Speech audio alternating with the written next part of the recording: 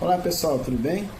Meu nome é Abraão Cerqueira, sou servidor público federal do Ministério da Saúde e venho trazer para vocês o conteúdo do curso cujo tema é responsabilização dos servidores públicos.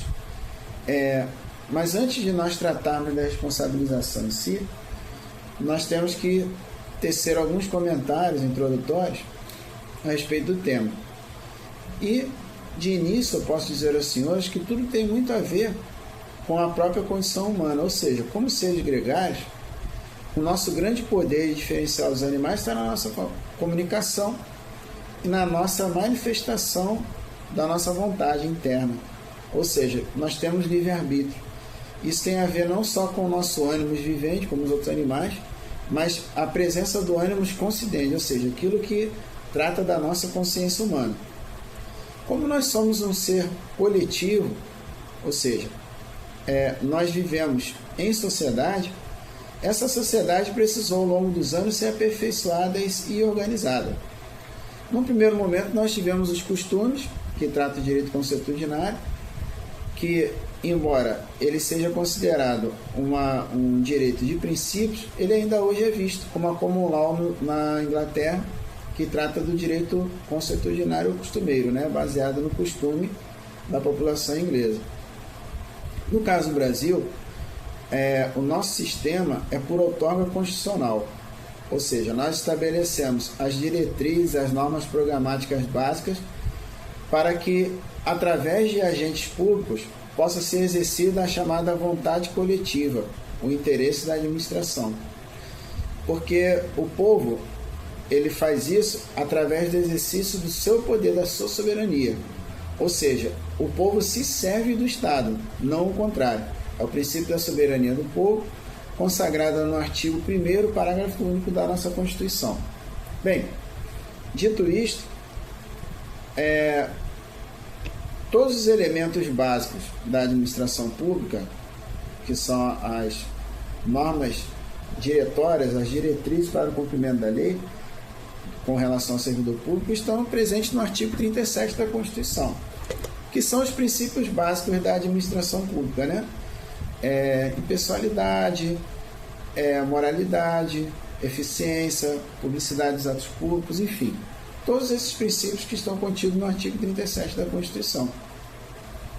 O funcionário público, ele é uma ficção jurídica em que, pelo princípio da impessoalidade, o servidor, no exercício das suas funções, se despersonifica, ou seja, ele sai da condição de estar identificado com o seu CPF ou com o seu RG e passa a ser identificado, repito, no exercício das suas funções, através de uma matrícula pública. Essa matrícula, ela impõe várias obrigações a este até então cidadão que passa a se tornar um servidor. O principal deles é o munus público, ou seja, a função pública. Uma vez que nós estamos investidos no cargo e estamos subordinados à nossa identificação a uma matrícula, esse munus ele nos traz alguns requisitos e instrumentos para que possamos fazer o exercício da própria função.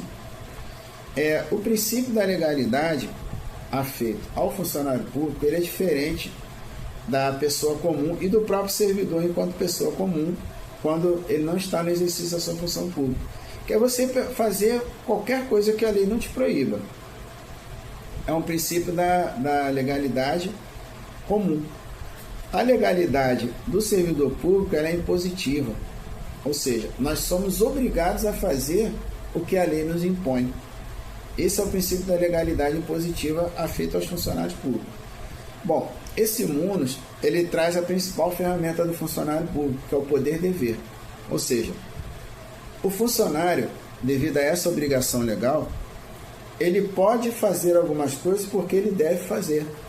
Ele não deve se eximir das ações como servidor público. Ou seja, uma vez que ele está eivado do munus, ele é obrigado a fazer o que a legislação lhe obriga por interesse da administração pública, que está subordinado à soberania do povo. Ou seja, são coisas indissociáveis e interligadas. Quando o servidor público exerce suas funções, ele tem a proteção da estabilidade. A estabilidade não é um privilégio. A estabilidade também é uma responsabilidade, porque ele é um instrumento de proteção do servidor para que o servidor possa ser eficaz. Princípio da eficiência. Ou seja, as nossas ações observam o interesse da administração pública e devem obedecer às melhores práticas da administração. Por quê? O objetivo final do Estado, aquilo que o povo deseja do Estado, o mínimo que o Estado pode entregar, ou seja, tem a questão do mínimo existencial, que é o que o povo nos exige. Mas na reserva do possível, o que o Estado deve fornecer é a proteção do bem comum, certo? Ou seja, o resultado ele deve abranger o máximo de pessoas, ou a média da população. E a paz social, que é o elemento principal de convivência. Ou seja, sempre transigir para que possa ser mantida a estabilidade do próprio Estado.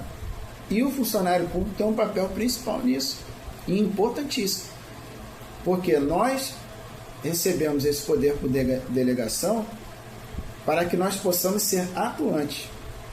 A omissão, ela só pode ser admitida na preservação desses dois elementos da reserva do possível. Quais sejam, repetindo, o bem comum e a paz social.